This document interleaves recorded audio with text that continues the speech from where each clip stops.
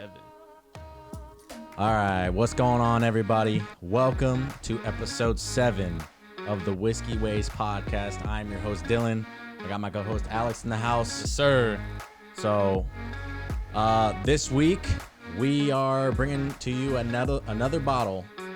This week, we got Uncle Nearest in the house. Those of you that don't know the story behind Uncle Nearest, a lot of people don't realize, this man was the reason Jack Daniels was created.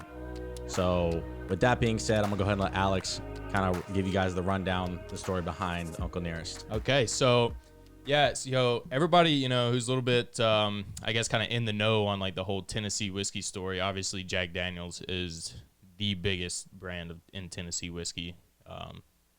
Plain and simple, really no bones about it. Right. But yeah, so Uncle Nearest, he was obviously like a real person.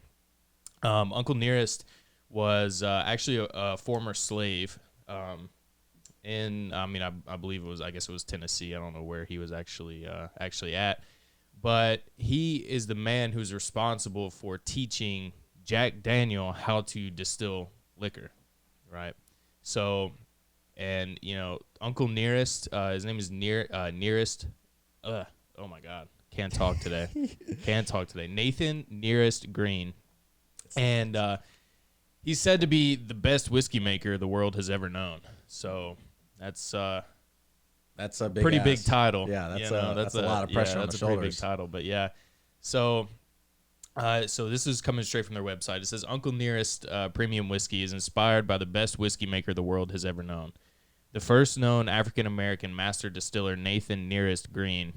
The Uncle Nearest brand, wholly owned by Uncle Nearest Incorporated, is an all-minority-led business, and they encompass a premium-aged whiskey with a blend of 8 to 14-year-old and 11-year-old minimum-aged single barrel, and a 7-year-old small batch offering, which is what we have here. All mellowed using the Lincoln County process, which is essentially what makes it's basically what makes Tennessee whiskey different from just a regular bourbon or regular straight bourbon. Right. And it's the filtering process. So this is actually filtered through sugar maple charcoal, but I believe it's just the charcoal filtering in general that makes Tennessee whiskey actually like hold the title Tennessee whiskey. Otherwise, it's just bourbon. But that is really the only difference between just a regular bourbon and Tennessee whiskey. I wish that, when it comes to posting, I don't know how it works for like Spotify or the other audio platforms, but as far as like YouTube, I wish we could use the song Tennessee Whiskey.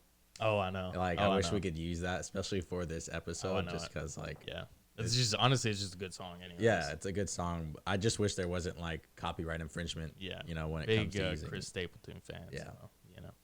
But anyways, so each of their bottles are curated by one of Nearest Green's not ancestors, but one of his descendants. Yeah. So this bottle is curated by Victoria Edy Butler, and also kind of making big news in like the whiskey world. Victoria Edy Butler she's the great granddaughter of Uncle Nearest, and she was the first African American master distiller. Wow. So master blender. I'm sorry. So yeah, she's believed to be the first known African American person to hold this title in any company. So that's pretty big news. Yeah. For that, but yeah.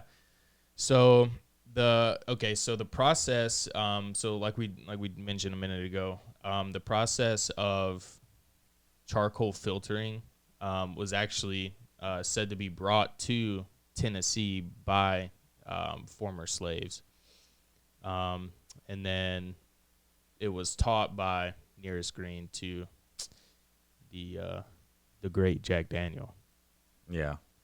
But yeah, so Uncle Nearest has been around since it debuted in 2017. So it's a really, really new company. But since then, they've had 2 World's Best Whiskey Awards, at the Whiskey Magazine's World Whiskey Awards, which is what we mentioned last week, and where we found this bottle, actually. So, actually, I believe since then they've gotten more awards because I don't think the 2020 awards were on this. But in 2020, they won the world's best Tennessee whiskey award for 2020. So that's where I found it. But yeah, and it was named. Let's see, I don't know what year it was, but they were named. I mean, it had to be recent, obviously, but they were named top 5 whiskeys in the world and best whiskey in Tennessee whiskey of 2020. Yeah, so definitely some like highly touted stuff we're dealing with here, but. As you can see, we have kind of gotten into the bottle. If you guys watching on YouTube, that was all you, man. Yeah, this one was kind of. He was excited. I was excited about this bottle. Yeah, I was really excited about it. And the thing of it is too is hopefully, maybe some of you guys have decided any of the bottles that we've tried. Hopefully, you guys have gone out and maybe wanted to try them as well. And you guys can kind of give us your thoughts on it. I haven't tried this yet. You haven't? I had a sip of like your old fashioned that you made. Okay, but all right, but by itself, I don't. It does make a good old fashioned. Yeah. But yeah. So I guess wrapping this up before we toast it up to week 7. Their distillery is located in Shelbyville, Tennessee, which is about an hour and a half north of where I grew up. Shout out Hartselle, H Vegas. But but yeah. So I guess without any further ado. We can toast this up to almost 2 months of doing this podcast. Almost 2 months. Almost 8 weeks. One more week, right? I have episode 8 written up. We're ready to roll. Yeah, we're ready to go. Ready to go for next week already. All right. This one's like very sweet to the nose, but you can also definitely tell that it is 93 proof. Yeah, it's got that classic like. Almost like Jack Daniels, like that kind of hard alcohol bite. Yeah. On the first sip, and then like kind of after that, you can kind of start appreciating a little bit more of the flavors. Like it's definitely almost picking up like a maple vibe. But I assume that's probably from the maple charcoal filter. Yeah, I can definitely taste that. It's definitely pretty. It's a little sweet and it's pretty heavy on the on the maple. I was gonna say you're definitely like spot on about like to the nose. It's very sweet. You know, yeah, it's not like it burns when you smell it. I can't pick out too much off the nose, especially the first go around. But it is very good. It does make a bomb old fashioned, just so you guys know. Kind of, I guess, stepping outside the norm using a Tennessee whiskey for an old fashioned, but it is very good. Yeah, I think like the maple flavors and then like the bitters and all that stuff blend pretty well. So I'm gonna go toss my old ice cube in there. There's a bunch of water in there. Sip it out. It's been sitting there a minute. Pulled out the ice prematurely, so. Oh, shit. Okay. Well. That just splashed all over the place. That's awesome. It's all right. There's no towels in here. Fuck it. Anyways, so this next question, I've had on the notes for like 2 weeks in a row now, and I noticed that you added some stuff to it. I did. Yeah. So I read this thing like a couple weeks ago now, and it was basically talking about like getting to know people, and it was saying it was like questions to like get to know somebody, and this was one of the questions, and I was like, that's like really interesting, and I'm really interested to see what you guys would say, and I want to hear what people would say like in our comments and stuff like that for this question. But so it's. What pizza toppings do you prefer on your pizza? What's like your go-to? Because apparently this like it can like say a lot about a person what you eat on your pizza. All right, so I'm gonna go from when I was younger to like now. Okay. So, and I think a lot of people could kind of agree that when you're younger, like as far as pizza toppings, you don't give a shit what's on the pizza. But I will say I found myself always eating like cheese pizza when I was younger. Yeah. I was a big cheese pizza guy when I was a kid. That's all. Still am, birthday parties, didn't matter what it was. I'll put down a cheese pizza with light sauce. Every single time, like my parents would, what kind of pizza you want? Cheese pizza. Yeah. But as I've gotten older, a a staple on my pizza is always pepperoni. Gotta be. Gotta be. It's gotta have pepperoni on it now. I'm I'm a big like meat lovers kind of pizza person, so I love having pepperoni, sausage, ham on my pizzas. All like hands down, I can never go wrong with that one. But some other toppings I don't mind on my pizza. Spinach. I don't mind spinach. You know, having like a margarita pizza, spinach and tomatoes. Oh, yeah. I like a barbecue chicken style pizza. That's really good. And a very, I wouldn't say argumentative topping to have on pizza. Oh, it is. Really? It's controversial. This I think would cross into the controversy. I think that pineapples on pizza is a yes. Like, yeah, 100%. Yeah, unless you like have like a child's palate and can't handle it. Yeah, sorry about it. There's something about. Sorry if you don't like it. There's something about like the sweetness of the pineapple and the salty savoriness from the pizza. I think if you don't like pineapple on pizza, I think your palate just needs to grow up a little bit. Yeah, give it another 7 years and try it again. Sorry about it, but honestly. So yeah, so I completely agree. Like meat lovers is like probably my favorite, not my go-to. Like my go-to is usually because like Brie and I both love some like barbecue chicken pizza. So I mean that's always up there. That's like when we're ordering from like Domino's or Papa John's or something, like our go-to is like a BBQ chick. Yeah, those are really good. I love them. Yeah, but I mean I love all pizza, but I mean I don't know. I'd say as far as like a traditional pizza, because like you can't barbecue chicken's not. That's not like pizza. It's not pizza. No, like my girlfriend's Italian as fuck. Yeah, like, yeah, she is. Like, yeah, like she'll like says mean yeah all the time. Anybody knows a little bit of Italian slang, you'll know what that means. But yeah, I mean, like her dad calls me a paisano. I was like, her dad? Yeah, I was like, what the hell does that mean? I looked it up. Dude, I'm like 5% I was like, oh, this Italian, isn't right. and I don't even know what that. I don't know what that means. I looked it up, bro, and it said a peasant, and I was like, what? I was like, no, that can't be it. Damn. So like one of the last times I think it was when we went to the lake up in Wisconsin with them this past summer, at the end of the summer. I like if we were like drinking and stuff, so I asked him, I was like, what does paisano mean? Like, I was like, I just want to know. And he's like, oh, it means, just like friend. It's just like another word for like friend. I was like, oh. Yeah. Is that right? Yeah. Is that right? No, no, but yeah. So, I feel like, you have to have like a traditional like style pizza. Mm-hmm. So, especially me, just so Bree doesn't make fun of me. Yeah. But yeah, I mean, I don't know. I'd have to go with like meat. I'd have to go pepperoni, sausage, and bacon. Bacon's not traditional. Oh, damn, I forgot bacon. But bacon's how do I forget bacon? Bacon, cheese, tomato sauce. It goes so well. Yeah. So well. Bacon's that's my go-to for me. Heavy cheese, pepperoni, sausage, bacon. Yeah. That's it. That's my go-to. That's like if I'm ordering pizza for myself, that's what I get. Mm-hmm. So speaking of like still on pizza, like so my ex's dad has like he makes this pizza that literally is probably a solid 3 to 4 inches tall, and literally like it's like your dough, your tomato sauce, a thick layer of like mozzarella cheese, then some pepperonis, maybe some olives, some like maybe banana peppers, another layer of cheese, another layer of pepperoni, olives, banana peppers, another layer of cheese, like cheese on top of cheese on top of cheese on top of cheese. Does he do it like almost like deep dish style, or like the crust kind of comes up the sides of the pan? So it's not like a deep dish style, no, but the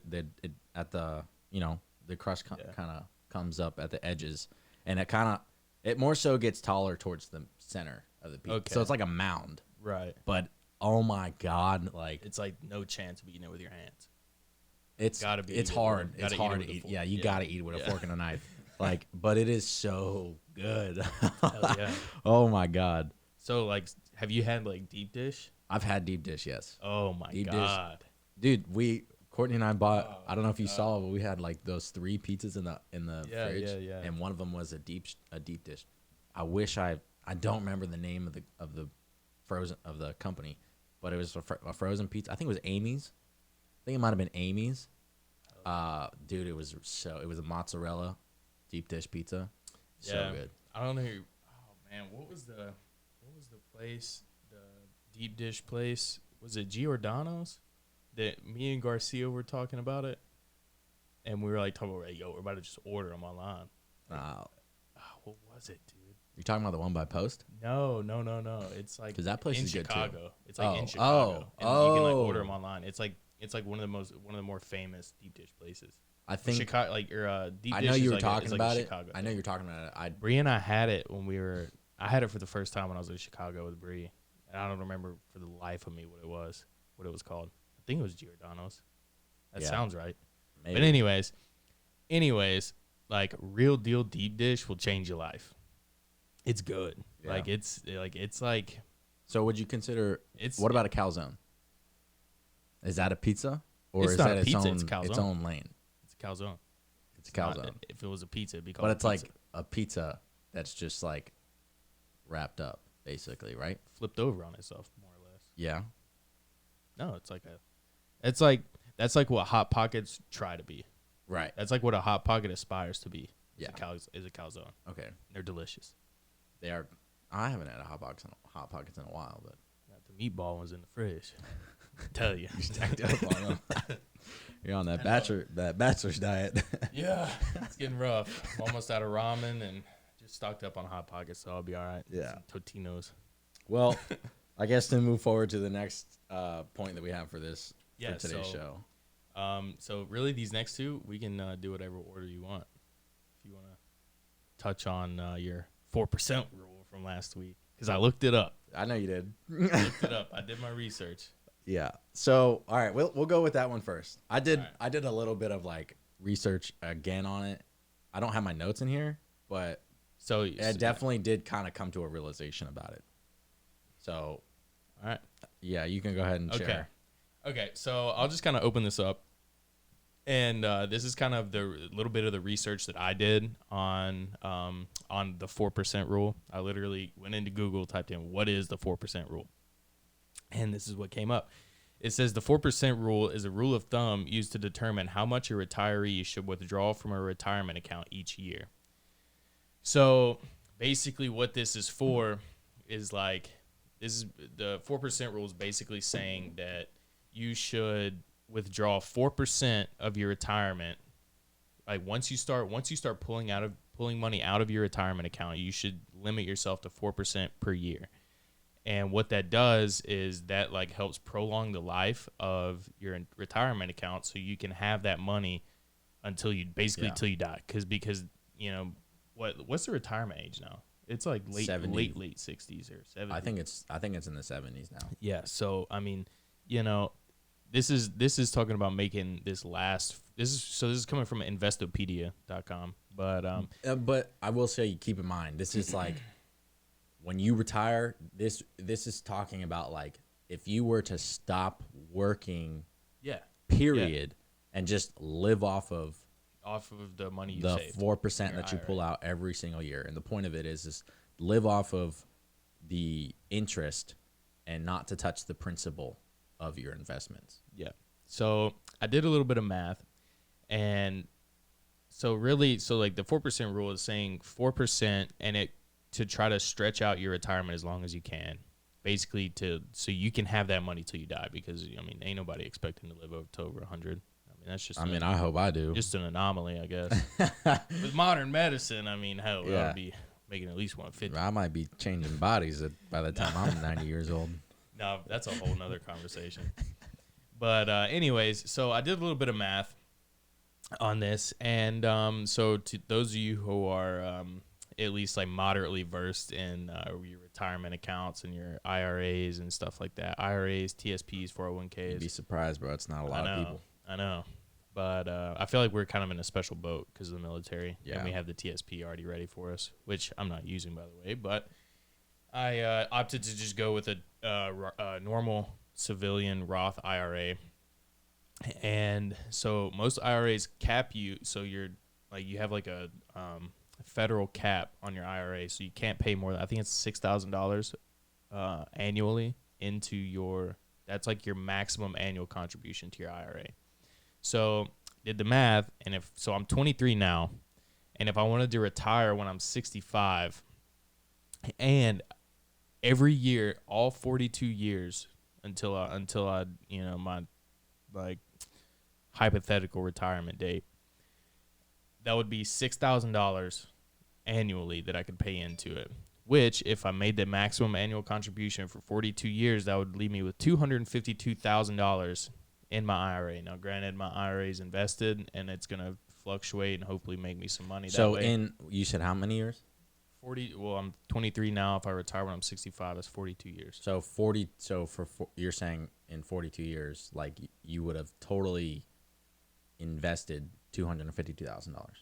Yes. Right. Right. Okay. So, but obviously, I can't really estimate what that's gonna do. You know what I mean? Right. In 40 years, like, I mean 200 and over time. By the time you've gotten to that point, like, right, and you've added $252,000 of your own money into an investment that's doing, you don't really know what. I don't know what it's gonna do. You know, hopefully it's gonna go up. Let's stock market crashes. But, yeah. You know, that's would be horrible. But anyways, so with this $252,000, 4% of that would leave me $10,080 on the dot to withdraw annually, which is not enough to live comfortably. That's so like I was like researching with the 4% rule is you like for it's in order to retire early.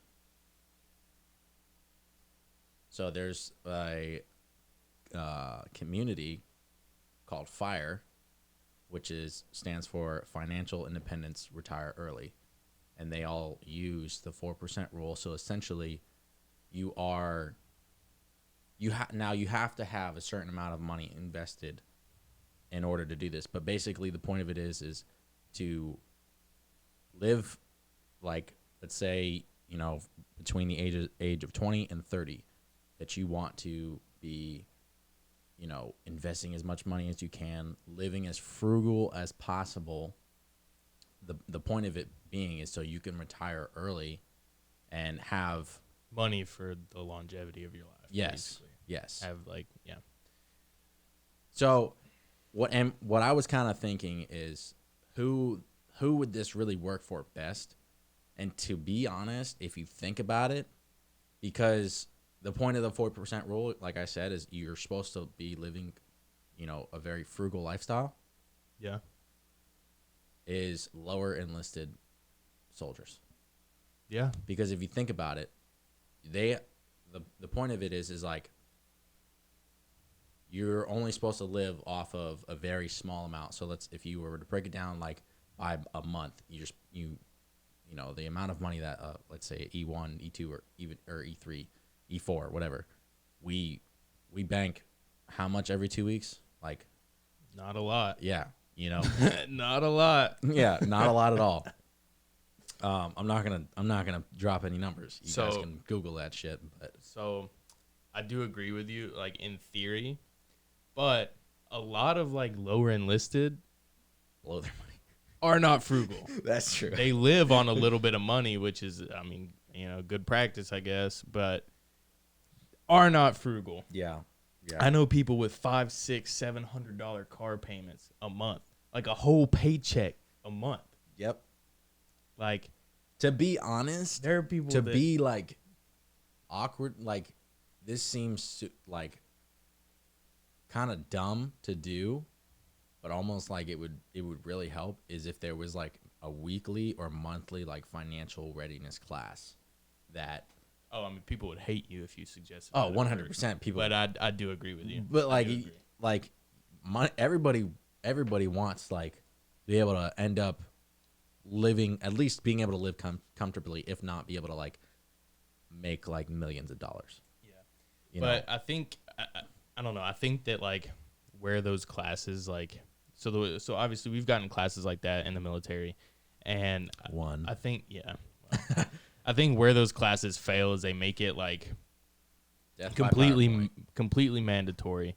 Yeah. You're sitting there for like a, God knows how long PowerPoint, and it's basically them telling you how to spend your money, which is one of the few things that you actually have control over in the military. So I think that like a lot of people kind of get resentful and oh fuck that, I'm not, which like I get it, but like I think if they made that like an optional thing where like they're like, hey, we're doing this big financial briefing like about personal finances, about doing your taxes, controlling or like handling your credit, stuff like that, and like it was more of like an interactive type class. I think that would be a lot more well received. Yeah. So a lot of the times, what I think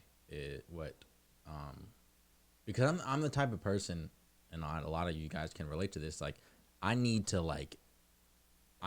a literal like roadmap of learning how to do something. So, for instance, finances. Let's just say I wanted to start a business. Like, a lot of people out there, they say, okay, wait, you got to do this, and this, and then you should be good. But I'm the type of person, like, I almost need you to literally hold my hand and, like, tell me exactly, like, okay, this is your first step. This is what you need to say. This is who you need to speak to. This is, the basically chances of it actually getting done, yada, yada, yada. And, that's how I need to learn. Yeah.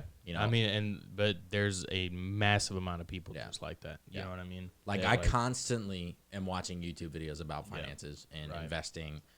And I feel like that's one of those things that's like a daunting kind of task, is like learning how to handle my finances, and let alone if you start a business and learning how to handle those finances. But like I feel like you have like the kind of persistence to like teach it to yourself, because the resources are there, and I think you could teach it to yourself, but a lot of other people really do need like that person to like hold their hand and be like, okay, this is what we're gonna do.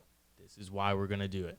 And, like, every step of the way, they're just kind of explaining it. And then, like, some people need that. Some people need that in, like, any aspect. I don't think there's anything wrong with it either. No, I was always taught, like, the only stupid question is the one that you don't ask. Regardless of what anybody's going to think of you, when you ask that stupid question, like, it's for your benefit. If you don't ask that question, you're failing yourself. Yeah, because that's like my biggest downfall right there. Like, I'm like I'm so stubborn. I'm like, I can figure it out. I can figure it out.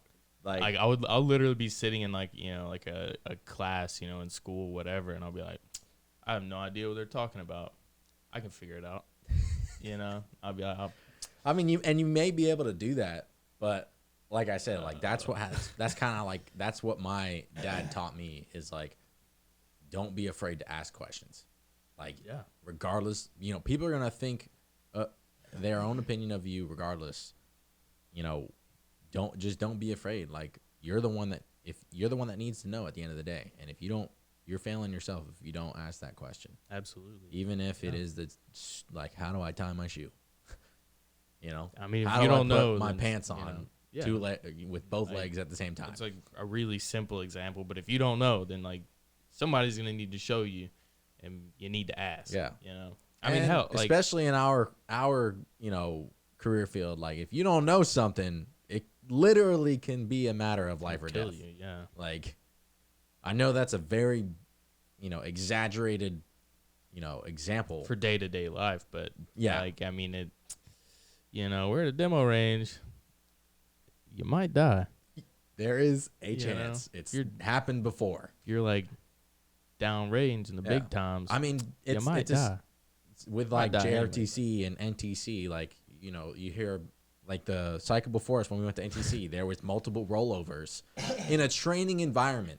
Legitimately, like, no reason to be doing like moms and dads, Jim Con out there. Families had to find out that their son or daughter literally died in a training exercise. Not even downrange. I think my dad would be pissed. I would be so mad and upset at the same time, dude.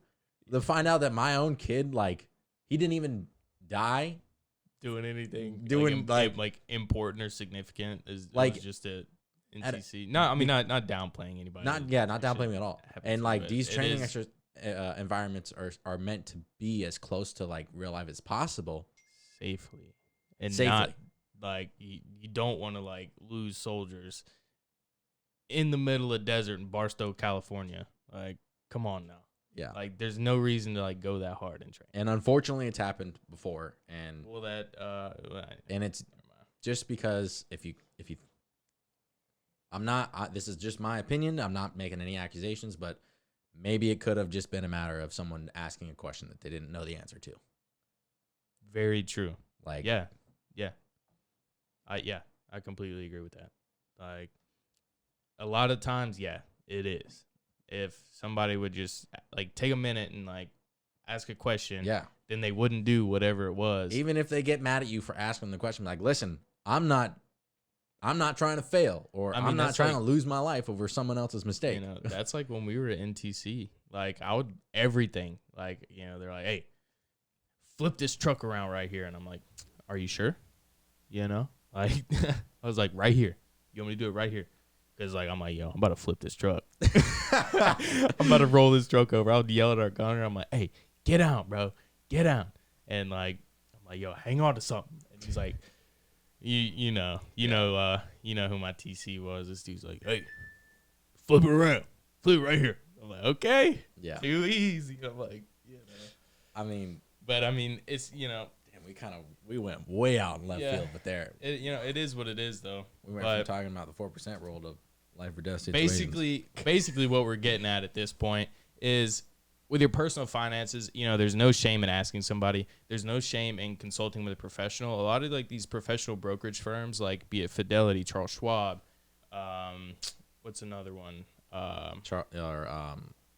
Robinhood. Yeah, any of those. H&R they Block, have people you can ask.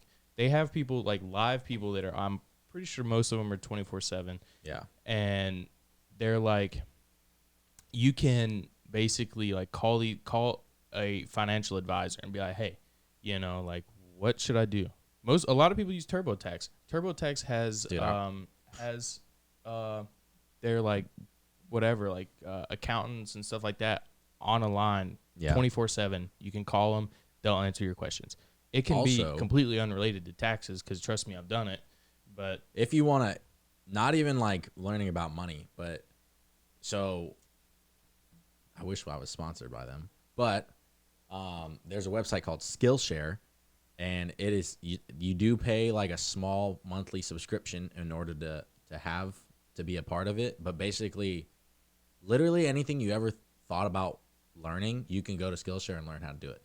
Like, you can learn how to do graphic design. You can learn how to literally start a YouTube channel. What are those called? Masterclass? Yeah, it's like Masterclass, but it's kind of like on a not. I don't even know. It's just on a, I guess, smaller level. Yeah. But there's so much that you can learn on there. You can learn about, you know, property management. You can learn about real estate. You can learn about investing. You can learn about graphic design. You can learn about starting your own t-shirt company. You can learn about audio shit. You can learn about computer like coding and stuff like that. You can literally learn so many different things, and I think I pay like $9.99 a month for it. Yeah, and so like if it's like what I'm thinking of, it's like kind of an actual class format. Like you run through it by yourself, but like they have like kind of set up like an actual class would be, right? Yeah, it's more so like through video. So, like, for instance, they have, like, let's say, like, 10 classes, which are the videos, and, like, there's the introduction, then it literally takes you step by step by step by step. And some of them even have, like, projects that they have you do, basically, like, on your own, and then you submit it onto the website for the creator of that class to kind of review. Right. Yeah. It's pretty cool. It's worth checking out. It's called Skillshare. I'm gonna have to look it up. Yeah, it's definitely, and I'll even, whenever I'm editing the video, maybe I'll see if I can do like a little bit of like a link in bio or do like an on-screen display of the website. Yeah, that's definitely cool. Yeah, But that's something I could definitely get into. so to end the 4% rule and the life or death situations and the don't be afraid to ask stupid questions. I guess this is gonna bring us to our finishing topic, which is about having a victim's mentality. Yep. And A lot of people do it. I do it I do it occasionally. Everybody I does try it. not to. Everybody does it, and a lot of people don't think that they do it. They do it, subconsciously. Yeah. Yeah, Absolutely. Like, I'm getting screwed. Yeah.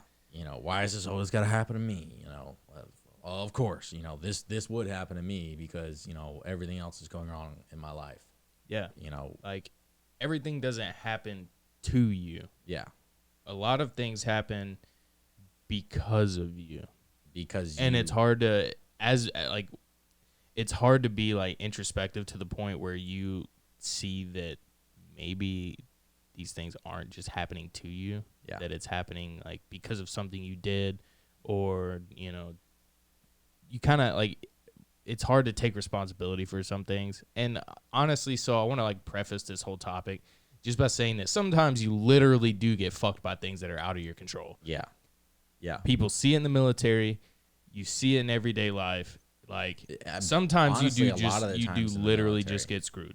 Because like, the military, especially, you have no say in there. When you have toxic leadership, that's the part of it that it's out of your control, especially when you're, like, lower enlisted. Unfortunately, it's how it goes, and a lot of leadership knows that that's how it happens, but for whatever reason, soldiers get stuck with toxic leadership, and they literally screw them over. Yep. And they end up turning somebody who potentially could have been, like, great to a piece of shit. Why did you have that face? Huh? No reason. No. But again, even though they turned into a piece of shit, they're making the best of their situation. So, all right, this is not a laughing matter. This is, like, kind of serious, but basically, like, maybe you should start thinking, maybe taking some responsibility for some of the things that have happened to you. Like, yeah, absolutely. I mean, so, like, there's like a fine line between differentiating between things that are in and out of your control. So, like, you kind of have to, like, recognize those things when it happens. And, like, the one thing that, like, no matter what you can always control is the way you perceive your situation. Yep. So you can choose to be, like, a salty goose about it, about whatever's happened to you, or you can just be like, all right, it is what it is, move on. This is what I'm going to do now. Like, you got to keep going regardless. Yeah. So, I mean, it's kind of, I feel like I say it a lot, but it is what you make it. Mm-hmm. Any situation, whether it's your fault or somebody else's fault, or whether it happened to them, you, whatever, it's the way you perceive it and what you do with it that really counts. It's not necessarily like the, whatever setback you experience that counts for anything. It's more or less, like, what you do with that, what you do with whatever bad or whatever good happens to you. It can it can be like the complete opposite of that. It can be something great. It could be something fantastic that happens to you. You can win the lottery, but it's what you do with it that really counts. Mm-hmm. If you just go out and be like, I'm gonna buy me 15 Lamborghinis and a couple houses and go live like I'm Dan Bilzerian for, like, a few months, then it's all gone. Everybody's all, happy-go-lucky about this stimulus check. Exactly. How many of y'all have not touched it? I know I haven't yet. I literally almost touched it today. So I almost dropped half of that money today, but I didn't. So, I mean, okay. I caught myself. I paid my bills with it.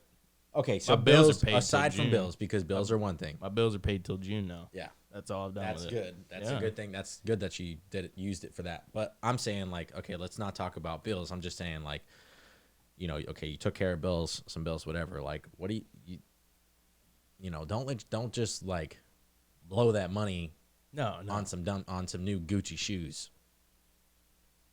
Don't blow any money on some Gucci shoes. I'm looking. Hopefully, he knows who I'm talking about. JK. Oh, he'll get it. Maybe. We'll see. But yeah. No, I mean, so like, yeah, that's a really good example. Is like, you know, Do you really ask yourself before you purchase whatever it is you're gonna purchase? Do you need it? 100%. Like, is this like literally gonna affect your workflow? Is this gonna help benefit like you getting something done? Like, that's what I've got to ask myself a lot of the times, and sometimes I don't, or a lot of the times I don't always follow that. But I mean, it's worth mentioning. Like, you need to kind of really seriously ask yourself, like, do I need this right now? Like, yeah, do I legitimately like gotta have this? Yeah, that's like something, I don't know. I feel like that's something like my dad kind of like put into me, like, Same. you know, like growing up. But like, it's like I've noticed. So another example from that, I've noticed that since I've been going to the grocery store by myself since Bree's been gone, that like I'll literally look at everything I pick up. I'll be like, do I really need this? Like, how bad do I want it? Like, you know, it's okay if I want something, but like, how bad? Yeah. Like, it better be like really damn bad. Like, I like literally, I was there yesterday morning, and like, it was like, I was sitting there, I was looking at these 2 liters and like Cokes and stuff. I was like, do I really need this? I'm like, nah, not really. But like, obviously, I end up with all this leftover whiskey that we buy for the show, so I'm like, I gotta have something to drink it with. I love some whiskey and Coke. I'm like, nah, I don't need it. Fuck it, I'll drink it straight. Like, You might drink the whole bottle again. Oh, this stuff, I don't know about it. But yeah, I mean, you know, it's like I'll look at stuff and be like, and that process literally goes through my mind. Like, do I need it? Yes or no? If I don't need it, how bad do I want it? Yeah. You know what I mean? And I'm like, I don't want it that bad. Like, you know, I could, it ain't no sweat off my back if I go without it. So whatever, leave it. Don't get it. And especially that's like a big thing here, just because Hawaii is like so expensive on everything. And it's like, I feel like for me at least, it comes down to a decision like that with everything I buy in Hawaii. I'm like, do I really need this? Like, Yeah. Granted, I did like literally spend $110 at the liquor store on these bottle we got for this week and next week. Well, that's also because you bought 2 bottles. Well, it is, but they were hard to find bottles. Yeah. This is from Tennessee, and next week's from, I'll let y'all guess. Yeah. Nobody's going to guess it. Guaranteed. Nobody. I don't even think any of my friends back home are going to guess it, which is crazy. They should, but I don't think so. Until you got that bottle, I'd never heard of it. So, yeah. Well, but I mean, so kind of to hit a little bit more with the, you know, having a victim mentality is, you know, at the end of the day, like, you got to be able to look yourself in the mirror and really, like, you know, kind of like try and break down what's going on in your life and figuring out like why it's happening to you or why this is happening. You know, maybe let's just say you screwed someone over and they're getting back at you or something, you know, or maybe you aren't working as hard as you think you're working at your job, and that's why you aren't getting the promotion. That's why your boss is on your ass and whatnot. Like, really ask yourself, like, people think because they do an hour's worth of hard work that they're a hard worker, and that's not how it works. You know, you ever heard of the term squeaky wheel gets the oil? Because the squeaky wheel is busting its ass. It's always hustling. It's always grinding. It's always striving to be the best. And you kind of have to have that same mentality when you're attacking your job or you're attacking life. Like, you've got to be able to be willing to work hard. And a lot of the times, the reason why you're not working hard is because you don't like what you're doing. yeah. That's a big one. Yeah. That's a huge one. You know, maybe I will attest to that. Maybe That's a huge one. I hate my job. Maybe you should find something that you enjoy doing, and you'll see how much easier hard work comes because you enjoy doing it. Yep. So yeah, okay. So, like anybody that knows me knows that I hate my job. I don't like it. Not anything against like, the Army and all that stuff. It's just I'm like, Not your cup of tea, it is absolutely not my cup of tea whatsoever. or in this case, whiskey. It's not that either. It might actually be a cup of whiskey for me, at the end of the day. Yeah, at the end of the day. But yeah, no. So, I mean, but my last job, I worked at a golf course. Shout out Magnolia Grove. But I worked at a golf course in the kitchen. I was cooking mostly by myself or with one other person, and I loved that job. Loved it. Good. I mean, like, for being like a part-time college job, good benefits. Like we got, half off a lot of stuff and like the pro shop, all that good stuff. But like, that was a job that like when I was like working on enlisting, so I like, enlisted and then quit that job. Like, so I literally came straight from there to here. And like, when like after I'd enlisted, I was like getting close to the end of my time at that job. And like, I was kind of like, I was like, I could like almost see myself like, coming back here and like working and doing this and then like, making a career out of just, working for RTJ, like the golf trail in Alabama. Yeah. I was like, that would be like, if like money was no issue, that would be something that I would like genuinely enjoy doing. Yeah. I mean, money's an issue. For most people. For most people, yeah. I mean, it could just be something that you could always have, like, just keep in touch with. Yeah, absolutely. Absolutely. But, I mean, it's kind of, and, like, my first job at barbecue restaurant back home, like, when I was in high school, loved that job. Loved the people, loved everybody I worked with, but, like, had to leave that job, whatever. That's something that like has stuck with me. That job has stuck with me like none other. Yeah. Like, I like genuinely like want to open my own barbecue place because of my job there. Yeah. Like I loved that job. I loved the atmosphere. I love how like it was like laid back, but then like, when like it was hitting the fan, like, we'd get stuff done, whatever. I love that. And it's kind of is what you make it. Yeah. A I lot of think things that, are what you make it. Yeah. So here I am stuck in the Army, but it is what you make out of it. So you have have our situation right now. Even in the military, you have like you get screwed over a lot, but you also get given some golden opportunities. Yeah. The main one, especially for me, being school. You get tuition assistance while you're in.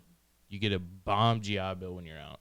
Like, there's not really many better opportunities. You do, like, all you have to do is the minimum contract. You have to do a 3-year contract to get your GI Bill. And while you're in, if you, have no other issues going on, then, like, you can use your tuition assistance, which pays for it. Basically, your tuition assistance pays for as much school as you can do while you're still working full time. Right. Like, it's not going to pay for, like, a full course load at a 4-year university, but it pays for pretty much all you can handle while you're still going to work every day, Yeah. Like, it's a bomb opportunity, and, like, even if they don't, like, so, like, I'm not using my TA this semester, and so I got, like, resident tuition because, like, we're, stationed here, whatever. And through like Pell Grant and stuff, I really didn't pay much of anything for this semester. Anyways, without my TA. That's dope. So like the opportunities are there regardless. And that was in Hawaii. That was like Hawaii tuition. Yeah. Which is like, I don't know what tuition would be at like another community school. Like I'm just going to a community college right now, but like I don't know what the tuition rates and stuff would be at another like community school on the mainland to compare it to. But if I can like at least like make it without TA, like if you use your TA, you're golden. because then you would just pocket your whole Pell Grant. Right. Because you can still, even though you're using TA and I believe your GI Bill, you can still apply for like TA. So I mean, or not TA, financial aid, but like, you know, it is what you make it. So me, obviously, you know, I'm really, you know, I'm like wanting to get out. I'm waiting to get out here in, you know, a little under a year, and I'm using my the rest of my time in as constructively as possible for me. You know, I'm like shifting my focus towards me and preparing myself to get out. You're being proactive. Yeah, exactly. Yeah. And trying to like get myself back into school and set myself up so that I'm as far ahead as I can be once I get to that point. Yeah. Like hell, this time next year. So, I mean, you know, whether you like your situation or you don't like it, there's always an end to it. Yeah. First off, but there's always like things that you can do to like help your situation. Whether you can control it or not, you can still help your situation, whether it's just the way you perceive it and the way you think about it and making it a little bit more positive, or if it's like something that you can directly do to improve your situation once you're already in it. Right. You know, a lot of it can even be you can start by looking at your circle. Look at like the people that you are around. A lot of the times, like, it's a big one I have for next week. That's a big one. That can be, you are the company you keep. Yeah. So if you're, you know, hanging out a bunch of Debbie Downers and God knows what else, then like chances are you're gonna follow in those footsteps. Yeah. You know, be it consciously or unconsciously, you're gonna, you know, maybe start moving that way. Maybe do a little bit of cleansing in your circle. I've noticed that. Like I've definitely like kind of like noticed myself become more like the company I keep. You know what I mean? Yeah. At times. Like, you know, I don't like to incorporate myself with people that I don't think that are gonna help me become a better person. You know? You growing some hair on your chest? Almost an hour later, and this is still biting. But yeah, like that could be a lot of the reason why you feel like you have a victim's mentality and you feel like things aren't going right in your life. It could just be because of like the fact that you are just like the people you surround yourself with. You know, that could be one thing. And the other thing is, you know, like I said, you need to take a look at yourself in the mirror. Like own up to what you aren't doing. Own up to the fact that maybe you aren't working as hard as you really think that you are. I think that all the time. I'm not working as hard as I think I am sometimes. And also sometimes I am my own worst critic. Everybody is their own worst critic. So figure out whether you need to get a better circle, whether you need to look at yourself in the mirror and own up to some of your mistakes or some of the things that you aren't doing. You've got to want to better yourself for your future. Like, if Absolutely. you care about your future, you got to make the necessary sacrifices. And that's something that we'll definitely touch on in next week's episode, because that kind of plays into the topic we have laid out for next week. Yeah. Like how I did that. I didn't even know I did that. I know. Yeah. A perfect little transition into next week. But Yeah. anyways, as always, guys, we're getting close to time. Yeah. Yeah. Anyways, guys, so we appreciate you guys listening in. Appreciate you finding us on Spotify, iTunes, TuneIn, iHeartRadio, YouTube, Facebook, Instagram. Twitter, Insta, like everything. Yeah. We're there. We appreciate you guys finding us. We appreciate y'all listening in. As always, you know, give us some ideas. You know, DM us, post in our comments. If you guys want us to talk about something, you want to hear what we think about something. I don't know why you would want to hear what I think, but you know, if you want to, then post it up, send it to us. As always, we're super grateful that you guys actually. Thank you guys for listening. Are sticking with us. Almost 8 weeks. We're almost 2 months in. Also, we are still working on the merch. Bear with us. If if you are interested, bumps in the road. if you're interested in getting any of the merch, please reach out to us. Let us know, and we will hook you guys up. We are actually ready to do a test run. Yeah. So Yeah. So with that being said, once we get those done, we'll post it up. Dylan, sorry I didn't mean to cut you're you good. off there. You're good. We're still working on the outros and the intros, but it's all right. So with that being said, thank you guys for tuning in, and we'll see you guys next week. Peace.